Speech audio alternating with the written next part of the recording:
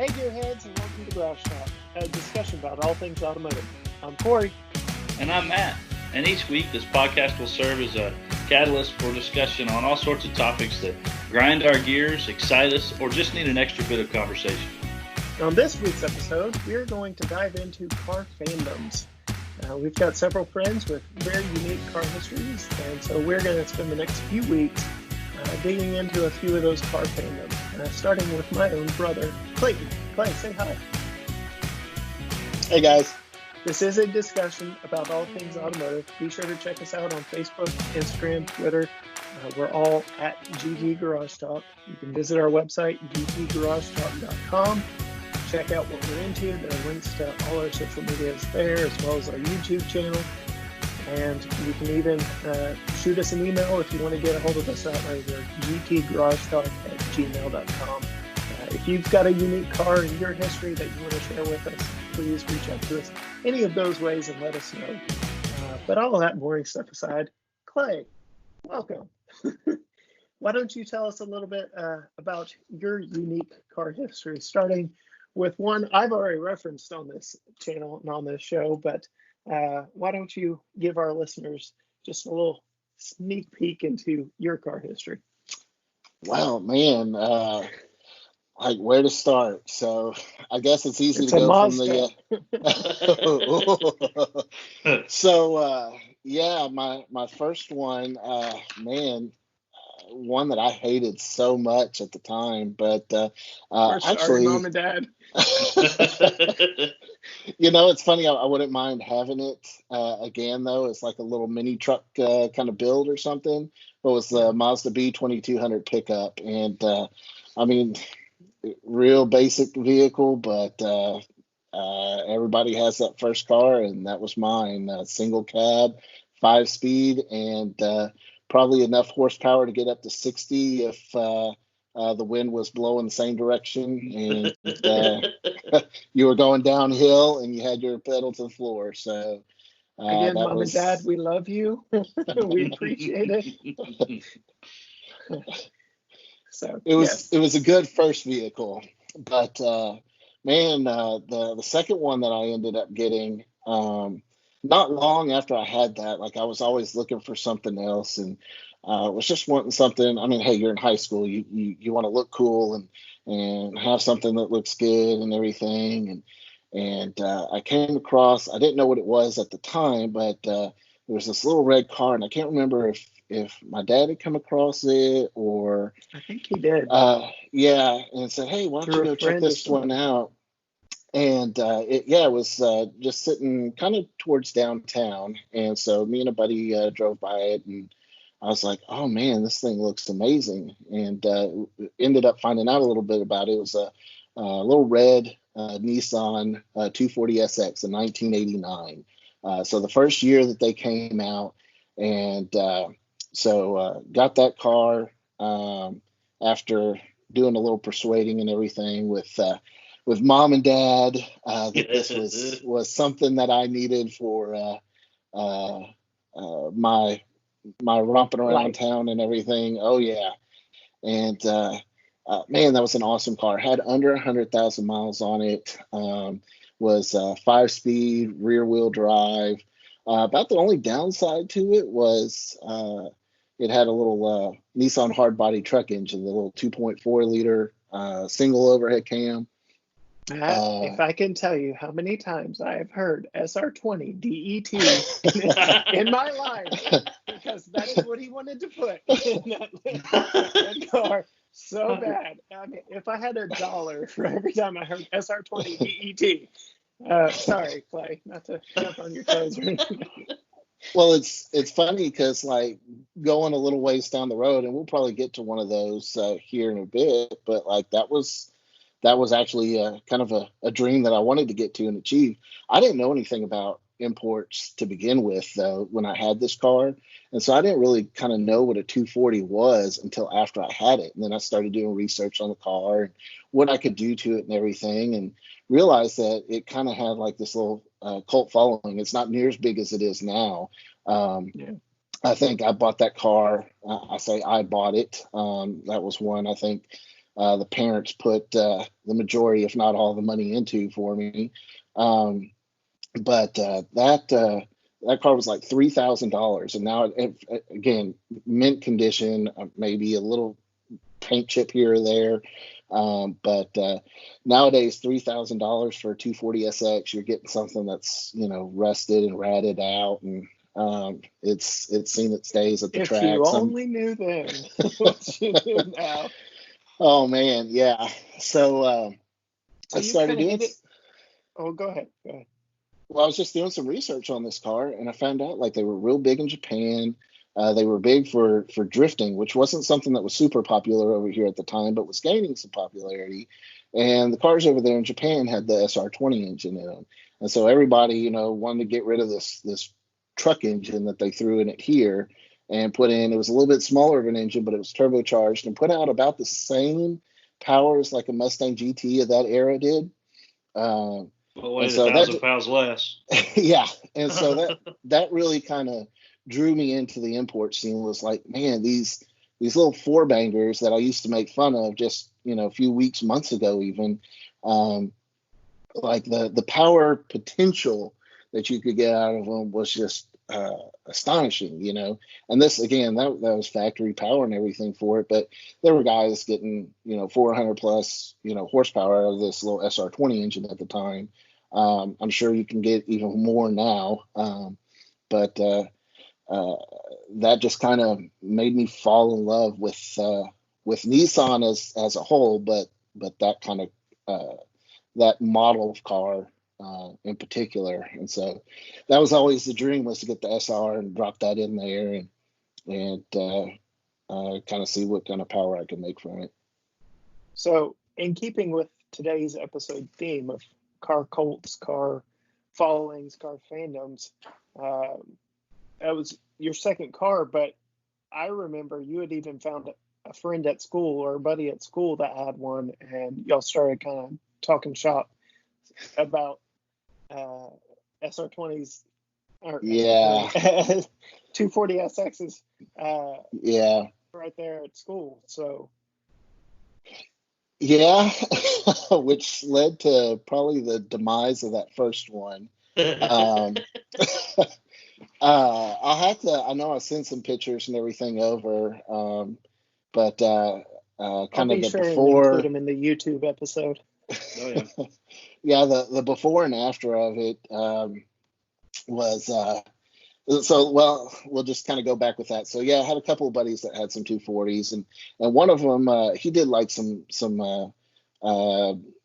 sports car, Club of America racing and all, where they set up like a track in the parking lot and all. And so he and his dad were kind of building out 240 to competing in that. And those tracks are not really, all about power. They're more about handling. But his 240 was a little bit newer.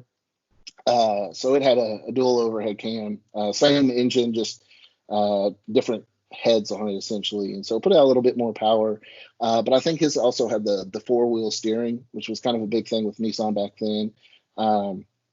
And so I was and you were with me during this, Cory, so I'm sure you can recount the stories as well. So we were leaving school one day, and we kind of got the bug in us to see who could go the fastest, and or who had the biggest cojones. Who went faster? Man, that was so long ago, I don't remember. But I do remember coming around a corner and hit like a little bump, like about mid apex, and kind of unsettled the car, and we went sideways. And I tried to give it the opposite lock to swing it back around. We were just going too fast in a car that, I had cheap tires on it. And so we ended up clipping a truck and then ricocheting off of it, hopping a curb and getting airborne, and then landing in front of a retirement community. And so that was the end of that car. And in fact, the officer, so like my year at that time revolved around when I was eligible for defensive driving again.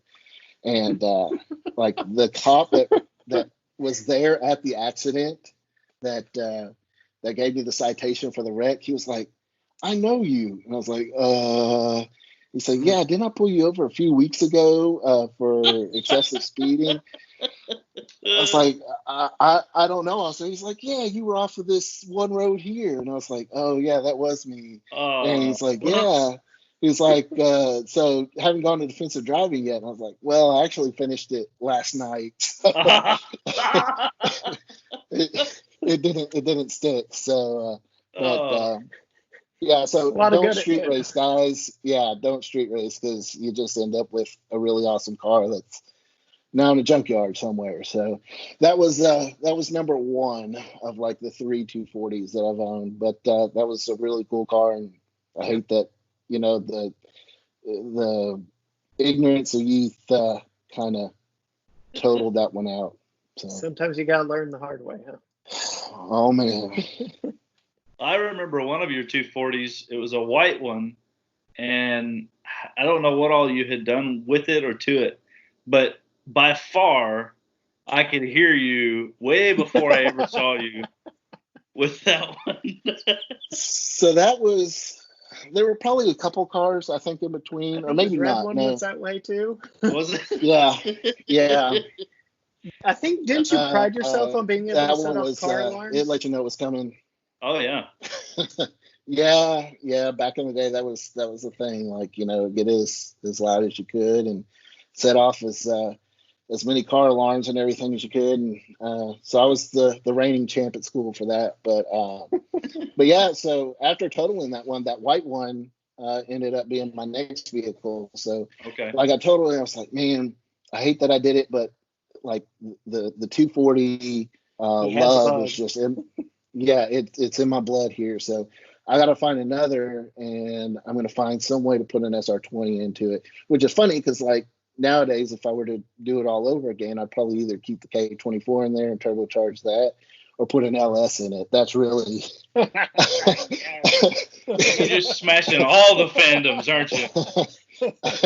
LS everything. The LS actually weighs about the same as the 2.4 liter, since the LS is the aluminum block, but and the 2.4 that was in there, the K24, it was an iron block. So really, it wouldn't upset your balance and everything too terribly much. I think it was like a 20-pound difference. So, but during that time, it was still SR20. Like, I want to make this thing like it was meant to be in Japan, and just make it this ultimate kind of street car. So I had that one for a little while, and actually I bought it off of the guy that I was racing. It wasn't the same 240, but it was another one that he had that he was going to do some racing with, and so it had a little side pipe exhaust. Yeah. So that one was not in as clean a condition, and that was one that he was really just going to use for racing, and so he was kind of in the process.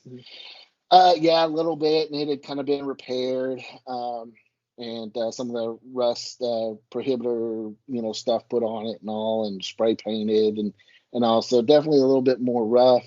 He had a side exit exhaust. Looked like he was going to have it try and come out of the body, and then he decided against it. So there was like a spot on the side where it kind of started to drill into it, and he was like, "Oh, I think that's going to hit the frame or something." So, whoops, whoopsie, but. Yeah, so he sold that to me, and so the quest for a SR kind of began. So I was looking online, and I think eBay, of all places, I found a decent price on a front clip. And so where for the non-initiated, these cars in Japan, they were again drifting them, doing like the Tugay or whatever in the mountains in Japan. And some of these end up finding their way to a junkyard. And so they just cut the front end of the car off and then ship it over here. And so I found a decent price on one. And nice thing with that was it came with the wiring harness, the engine, the mounts, kind of everything. And so it was more or less kind of a drop-in procedure. I think there were some power steering lines or something that we had to change and all when it came time, but me and a buddy kind of made an agreement when it came in.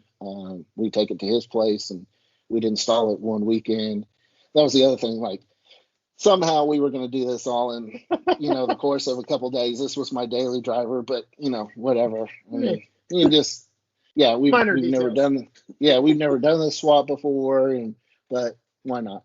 So I order the front clip, get it shipped over here, comes in on a freight, and they loaded it to the back of my buddy's truck. We take it out to his place, and then the fun kind of began of how we were going to plan all this out and everything. And but that kind of led me to my next car, which ended up kind of being a unicorn, I think, for a lot of people around here. And so that kind of started like a whole new love of Nissans in particular. But I was driving my little 240. I was working overnights at Walmart, and was on my way into work one night. And where we lived was out in the country, and at this little gas station in the middle of nowhere in Tyler, Texas, I'm looking and I see this car, and the taillights look familiar. And I'm like, that looks like a Skyline. I was like, no, I mean, they don't sell those over here. Like, that's not a car that is just that I'm ever gonna see, let alone just happen across somebody driving it. And I was like, I'm gonna pull in. Yeah. So I was like, you know what? I'm gonna pull in, and I'm gonna find out for sure, because like I got no shame in that. I see somebody, driving something I like, I'll pull over and talk to him, see if I can sit in the front seat of a Ferrari like somebody else I've been seeing on Facebook here lately.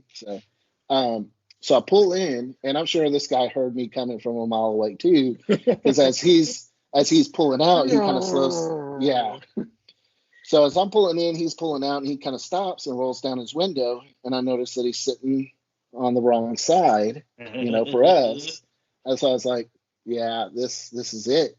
And when I look in, it actually ends up being a neighbor of ours that lived down the street. And I was like, man, what are you doing with a Skyline? And he's like, a buddy of mine owns it, and he's let me drive it around. He's kind of thinking about selling it.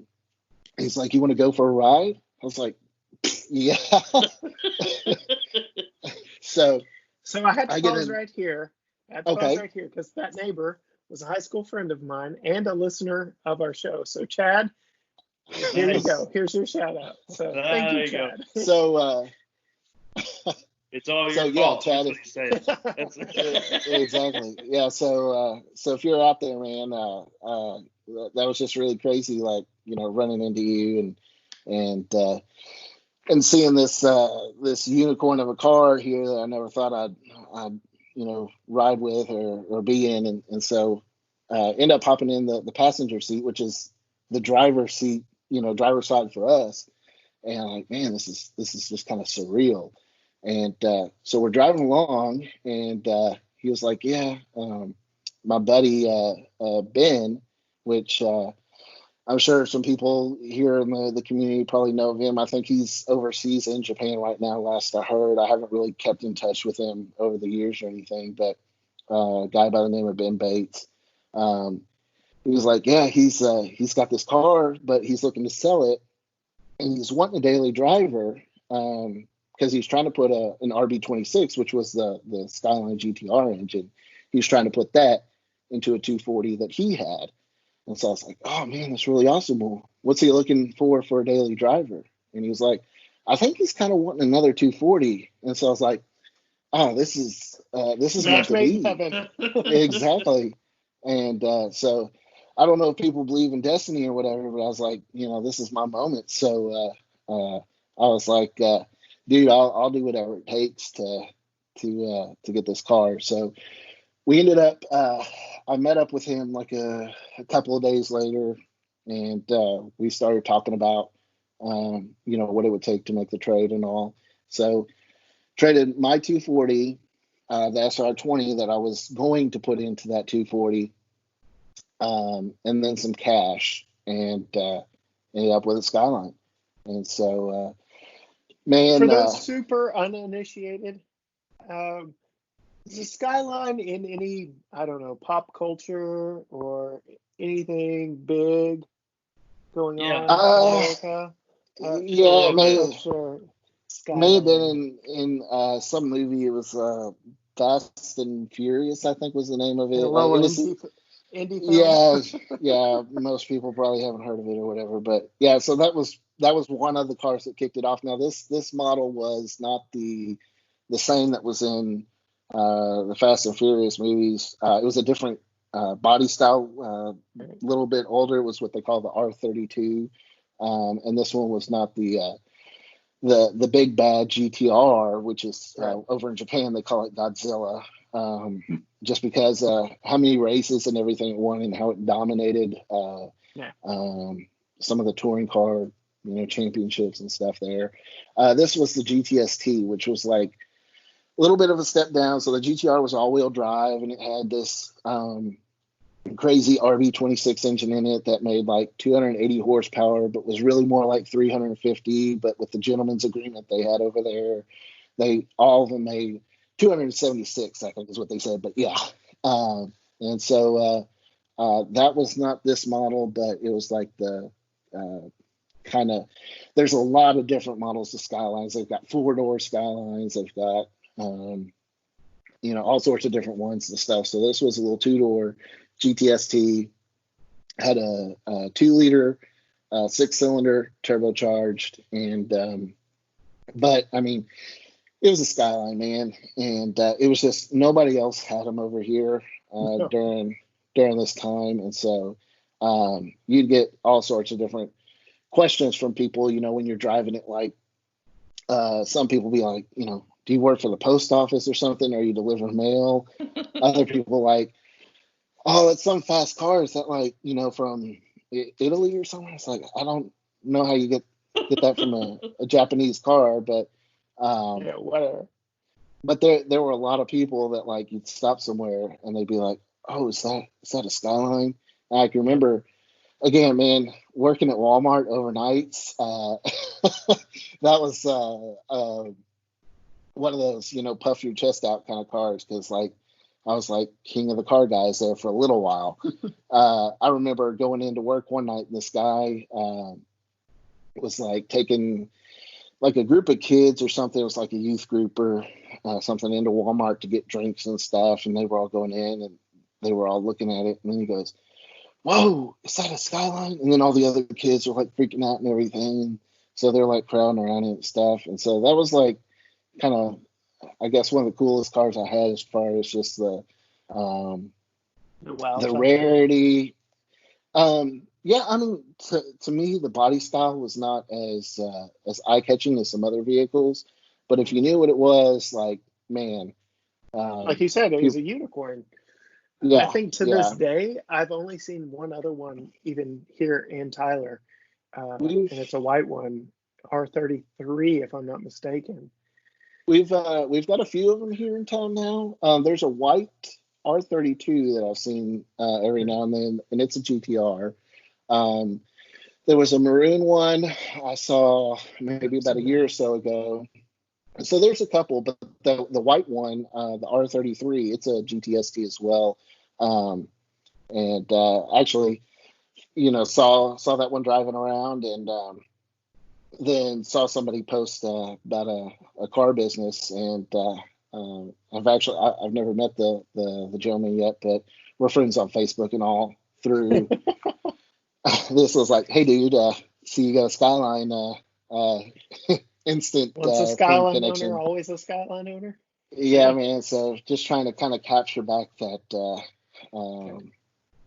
that lightning in a bottle in some way or something, relive those moments. So it's cool every time I see him driving around town, and it just makes me think of mine. So yeah, and that's probably the closest any of us have ever gotten to being stopped and asked about our car pretty much anywhere we go, because on top of it being a rare car, being right-hand drive, I remember riding with you in that thing, that it felt weird for one.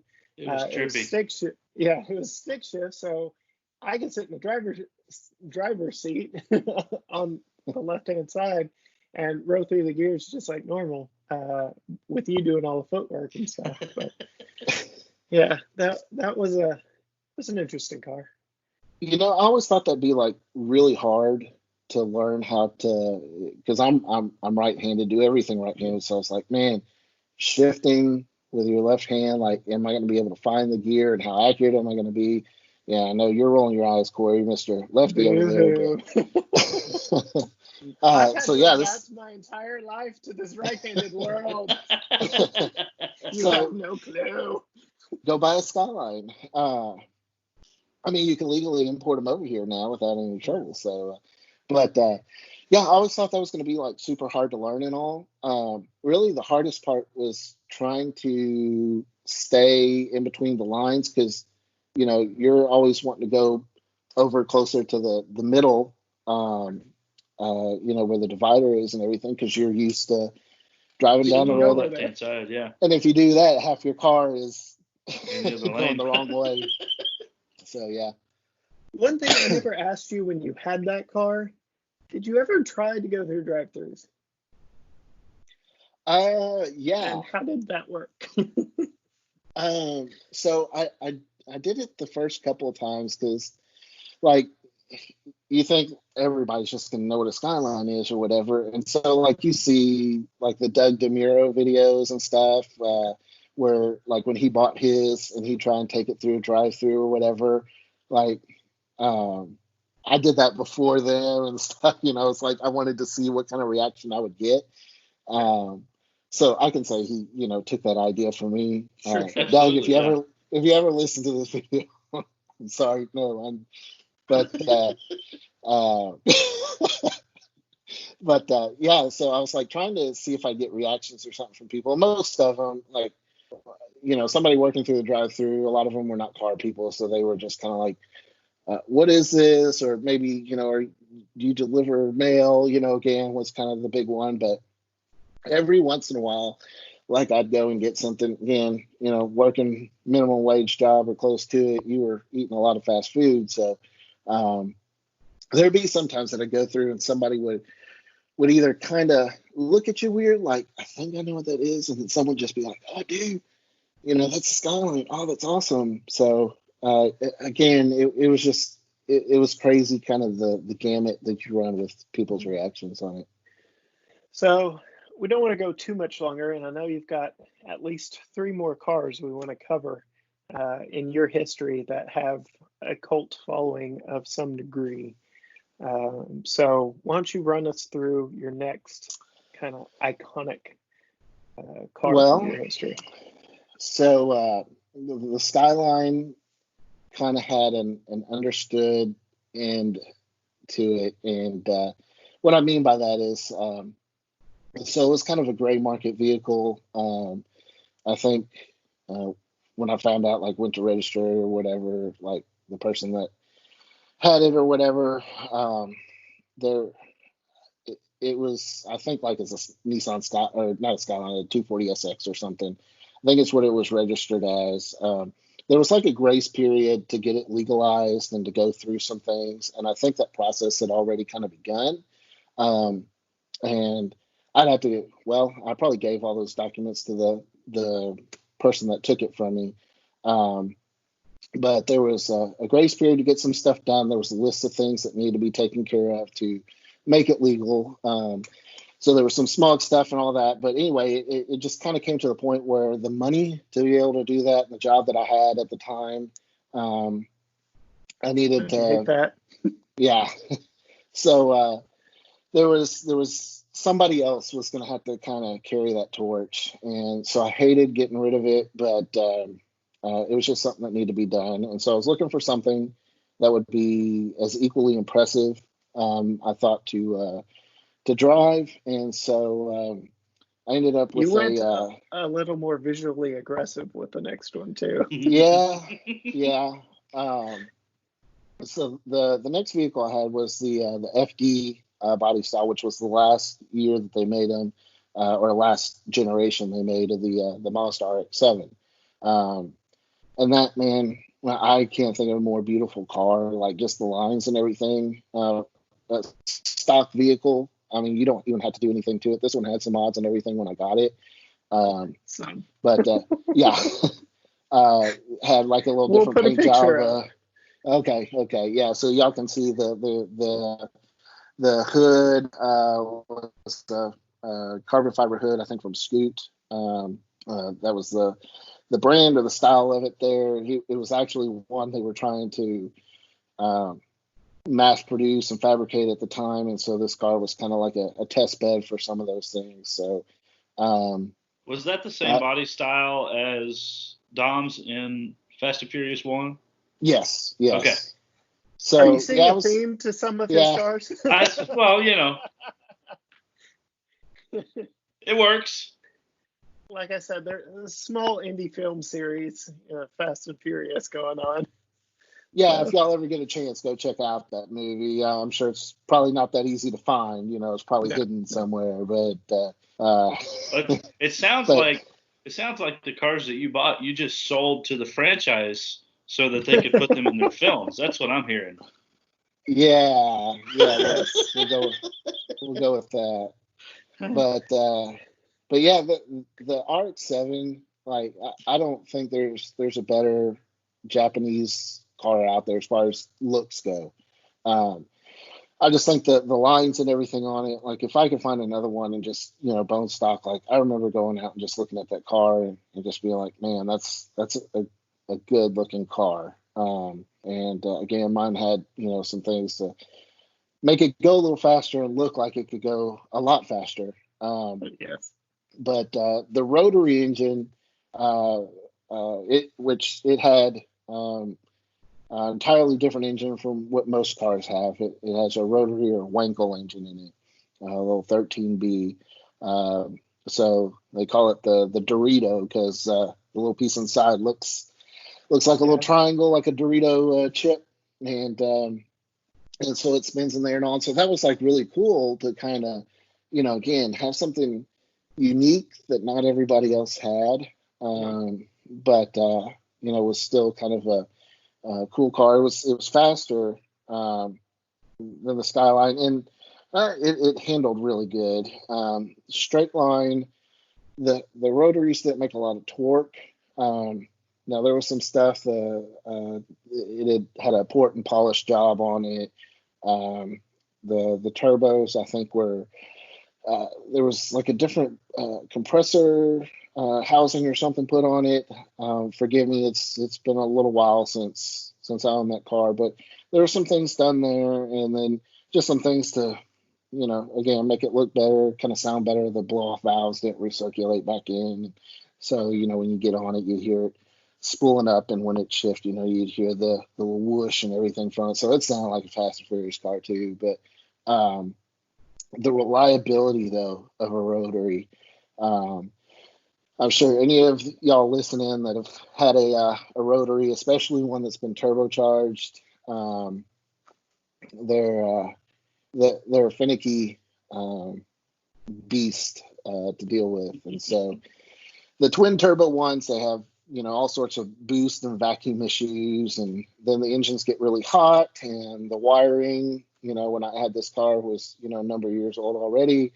So first, before we had some wiring and electrical issues that I ultimately ended up getting rid of the car for, but before that, I actually went through at least one engine in it, and it was a brand new one that was put into the car before I had gotten it, and was giving it kind of its break-in time and all. And after that time passed, I was like, all right, let's open this up and see kind of what it'll do, and which I promptly did, and man, it was definitely a different experience from the Skyline as far as how it would go, and the sounds and everything that it made, and kind of gave you that feel like you were in a Fast and Furious movie. But not long after that, like I can remember getting on it one night, and then all of a sudden just hearing something really horrific, under the hood, and then all of a sudden power just dropped to nothing, and I couldn't get it started back up. So ended up spinning the eccentric shaft and the bearing for the eccentric shaft, and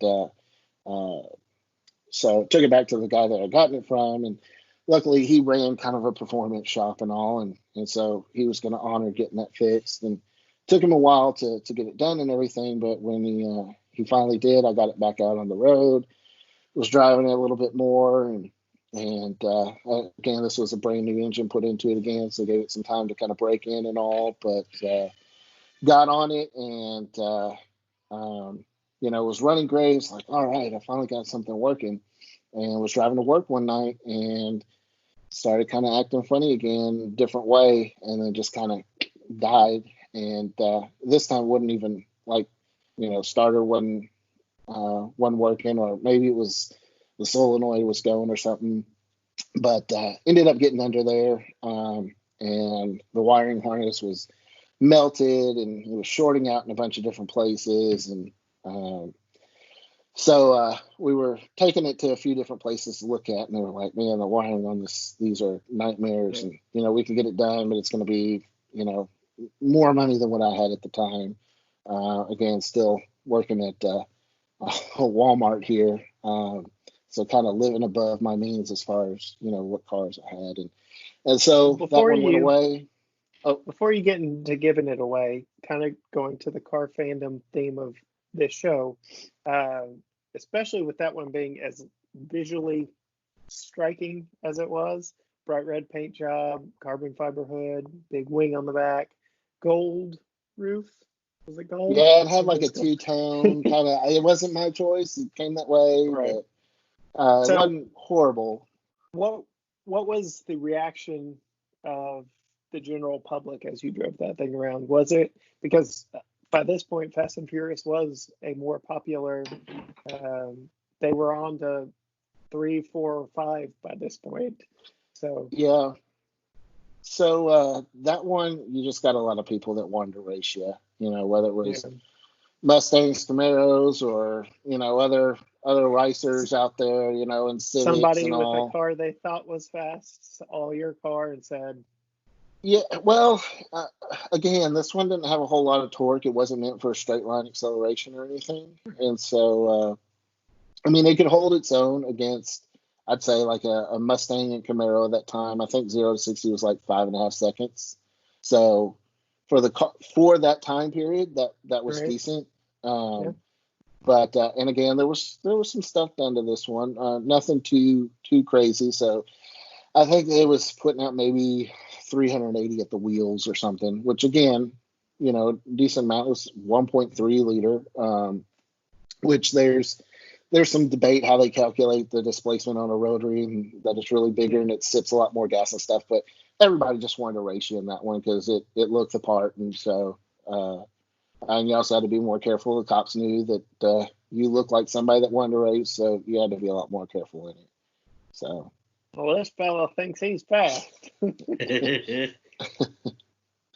Yeah. So why don't you get into your next Fast and Furious car? I know there were a few cars in between. We won't get into all of those, but we are running a little long on this episode. So what was your next Fast and Furious inspired car? So there was another 240 somewhere in there, and that was the Fast and Furious, but the next kind of big one was the S2000.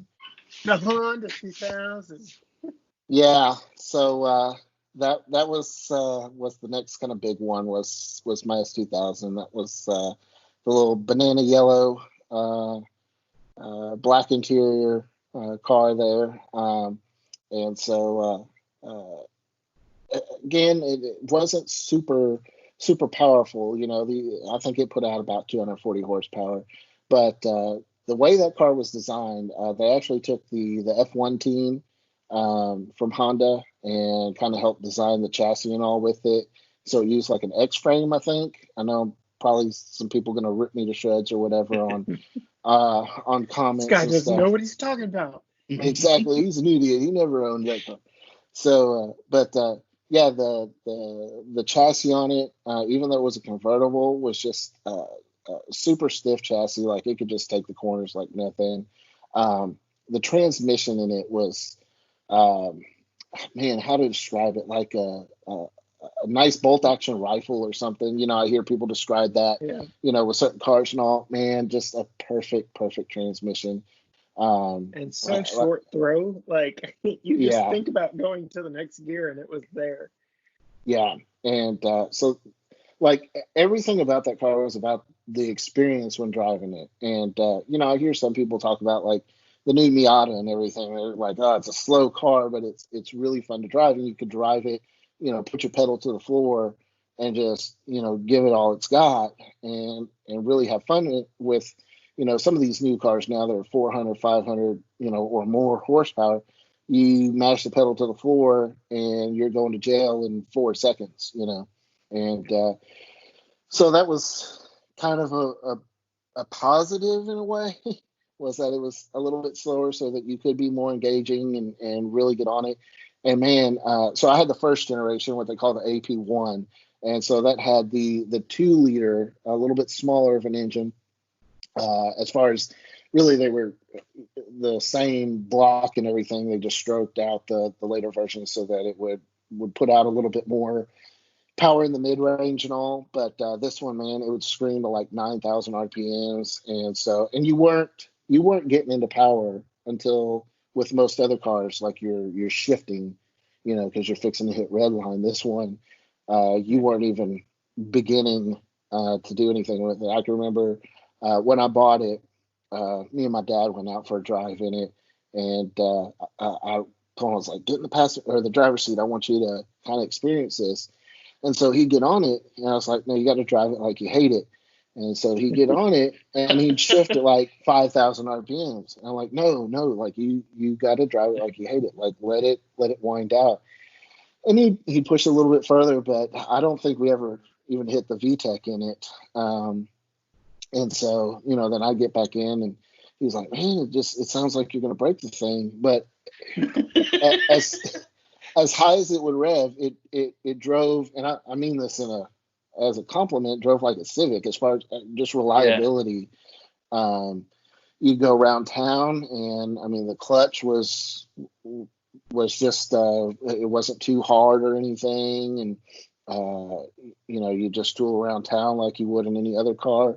But when you really wanted to get on it and you wanted that experience, man, with that engine screaming, it made you felt like you were in a Formula One car, even though you weren't going, all that fast. And it would get up there. I mean, had a few speeding tickets, I think, with it too, but nothing too crazy, thankfully. So. Well, the paint job did kind of scream, look at me.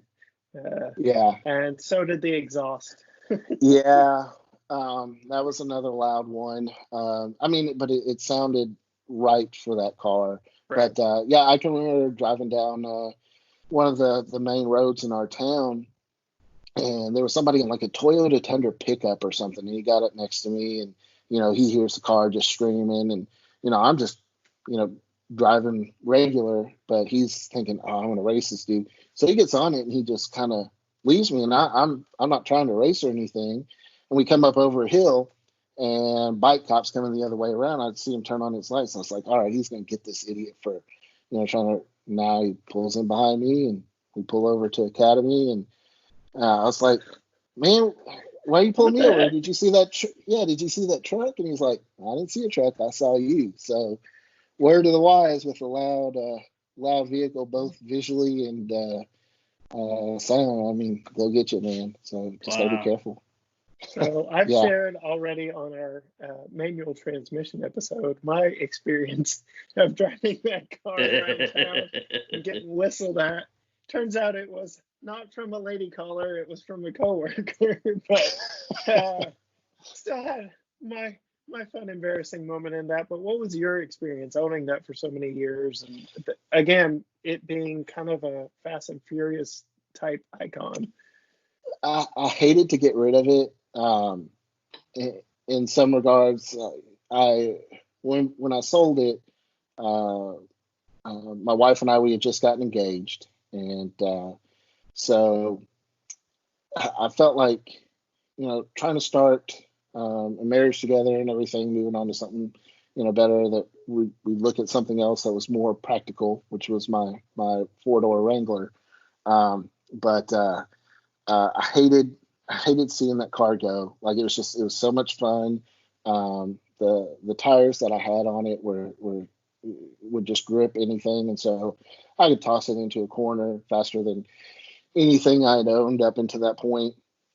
and just the confidence that it inspired, and the feeling with the top down, to hear that engine screaming and stuff. That was a really fun car to own, to drive, and most people, again, would either know what it was and want to talk to you about it, or some would get it confused with like a Miata or something because it was real tiny like it. Yeah. But just kind of a different kind of car from what the Miata was in a lot of ways, but in a lot of ways the same. So yeah. I do miss it. It was a really fun car. It was just for a certain time in my life, and when that time moved on, so did that car.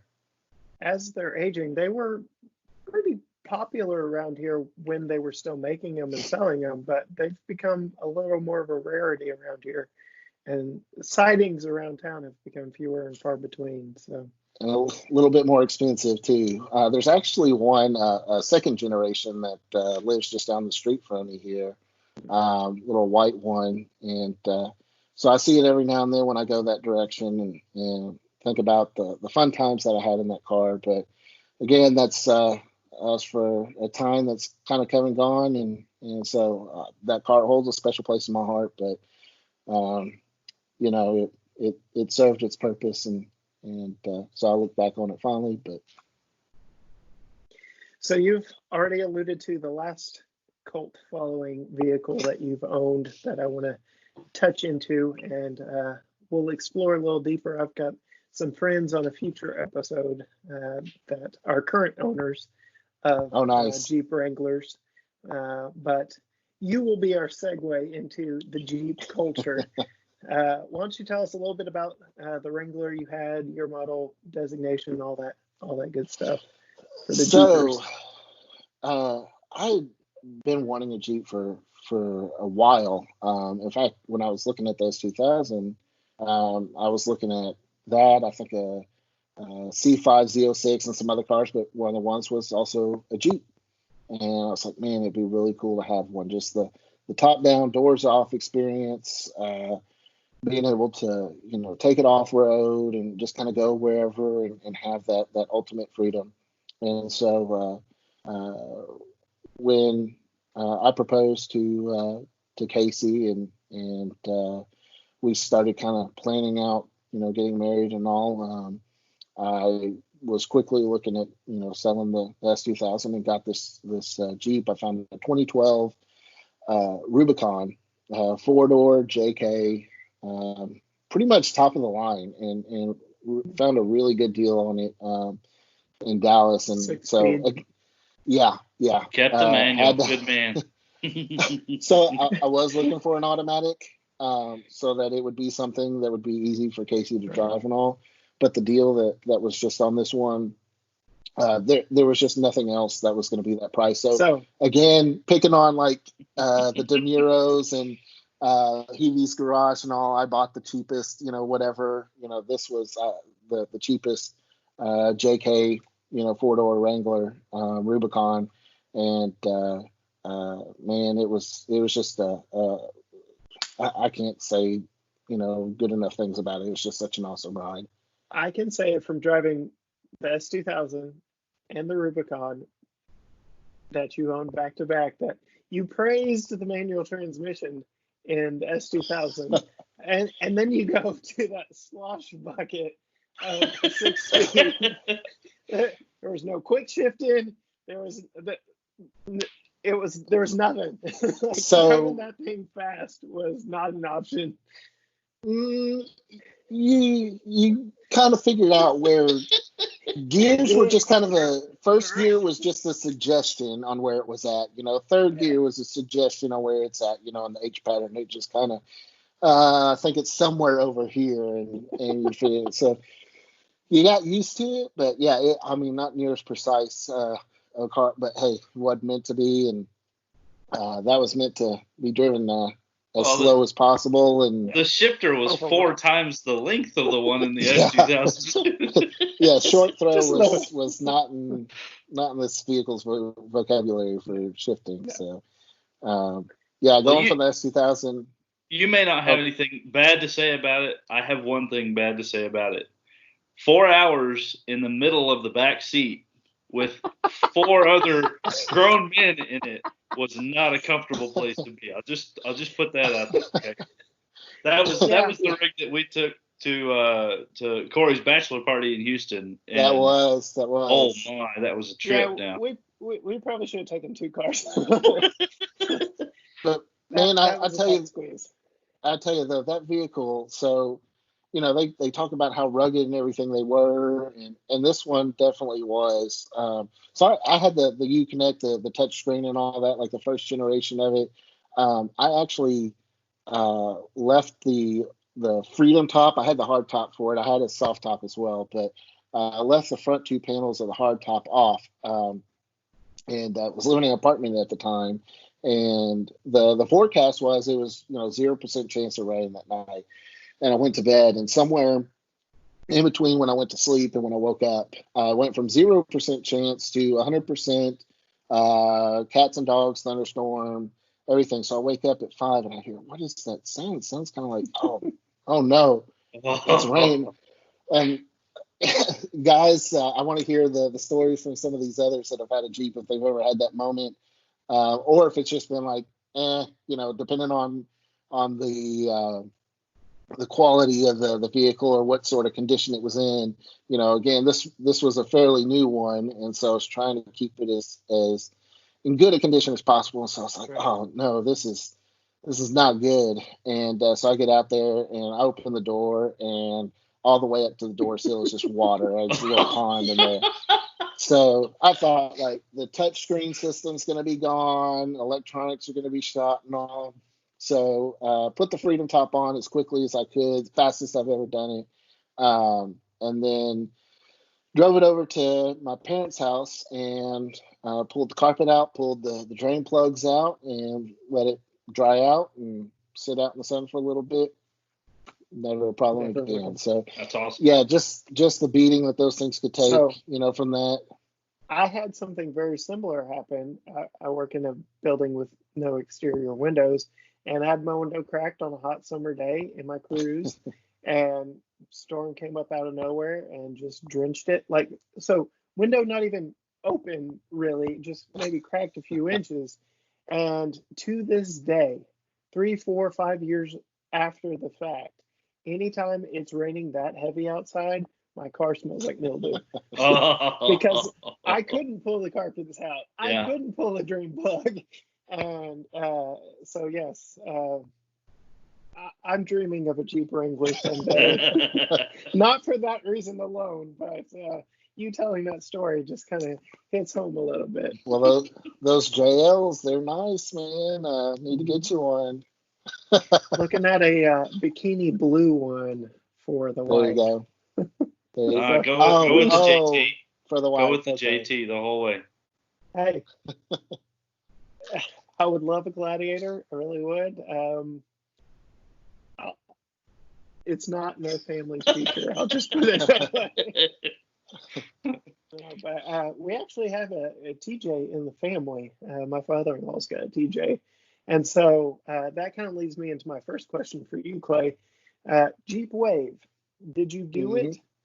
All the time. So for those uninitiated with the Jeep culture, so Jeep Wranglers, particularly, that the heritage that they have, stemming from being a wartime vehicle to just an all-around off-roader now, have this understood Jeep Wave that you do to fellow Jeepers. And so you say you did it all the time. Any caveats to that, or if you saw a Wrangler, you were waving at him? So I mean, it depends. Like if you had the window down or the top off or something, you were as much as possible without wrecking the vehicle, because I mean, you let your hand off the wheel, it's going everywhere. It's not in a straight line. It's you can do this and not going anywhere. Exactly. So it just would decide where it was going to go depending on the grooves in the road and all. And so, but generally, like if I saw somebody in one, I was trying to stick my hand out to wave to them. But more times than not, it was like the 1 finger, 2 finger on the steering wheel wave to them. Where you just kind of like that, and you'd see them kind of do it back, and so the majority of people would wave back. I think as they get more popular, people don't really know about it and all. But like CJs, YJs, TJs, like anybody in those, you knew they were definitely a Jeep person. Where a lot of us, like in the JKs and stuff, you could be a Jeep person or you could be, a mall crawler. That they don't know anything about it. They just want something that looks mean and tough. But most of those, like you wave to them, they'd wave back. My father-in-law's TJ, it's lifted. It's got a winch on it, a custom bumper, and there's some work that's been done to it. He bought it that way, but I asked to drive it. We drove into town to get some groceries, and my wife came with me. And again, joking about your JK and the 6-speed and that. So my car now is a 6-speed manual. I know how to drive a stick, but adjusting to the stick in this TJ, plus the fact that the knob was not secure, it just kind of flopped. So you're really hunting for all those gears. I kid you not, within the first mile, 2 JKs that had both been modified passed me. And I'm like, oh crap, I'm supposed to wave to them. I'm trying to figure out how not to kill my wife and my father-in-law's Jeep in the process. Need to fix that before you get yours. Yeah. But Jeep Wave. So you did it to everybody. I know that's not the case for some future guests, but we'll allow them to get into those details. So out of all the vehicles we've talked about you having, all these cult following vehicles, which is the one that you would have back at this point in your life? It'd still be the Jeep. Now, saying that, I'd really love one of those JLs. Again, just this time in my life, with my wife and my boys, the whole reason for getting that one, finances, things have changed and priorities have changed, but to have something that I could take them in and just go for a ride on a warm summer day or something, again, top off, doors off, and just enjoy that time together. Man, that'd be an awesome vehicle to have back. So if there was one I was going to pick, that'd be it. That was a great vehicle. All right. Well, we thank you for joining us, and that kind of leads us into you, our listeners, our community. Do y'all have any cult following vehicles? Do y'all have any new or interesting vehicles that are, as we've kind of described some of these, a unicorn around here? Do you have interesting, unique vehicles? Are you part of car clubs, fandoms?